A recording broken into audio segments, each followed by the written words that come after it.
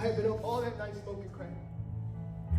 And I looked up and my little brother was fighting with a friend over the last piece of crack and my heart exploded. Because I didn't have a dad, I was his dad. And I had let him down.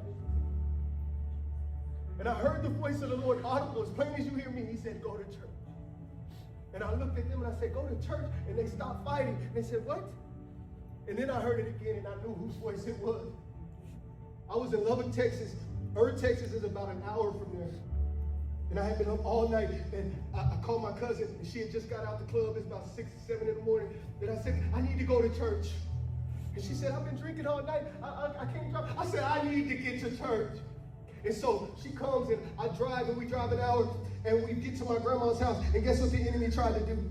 He tried to make me stay there. I went and looked in the mirror. I was about 135 pounds soaking wet. Hair was crazy. My eyes were sunk in. And I looked in that mirror. I said, man, I can't go to church like this. And I walked out that bathroom and I heard him again. He said, go to church.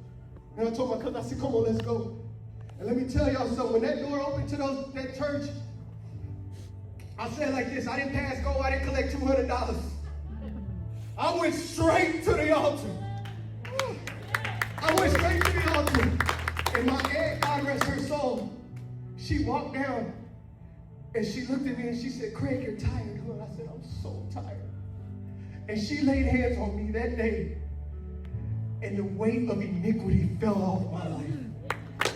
Every want to do meth, every want to do crack. My wife is right here. And at that time, we weren't married. We had split up. We had been separated for 3 days. And I go to church and I get saved. And I come out and I call her and I say, Tiff, will you go to church with me? Because we're going to, I don't know if y'all know anything about black church, but they do church a lot. And so you have a service at 9 in the morning and somebody else has another service at 3. And so they were having a service in Lubbock at 3. The place I had just come from.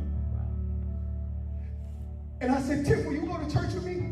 And she said, well, is your grandma and your aunt going? Because she loved my grandma and my aunt Pat. And I said, yeah, that's who I'm going with. And she always says that when she looked in the window of the car, she saw a different person. And that day I walked her to the altar and she got saved too. And on that day, we dedicated our lives to the service of Jesus Christ. And I mean, we laid it down.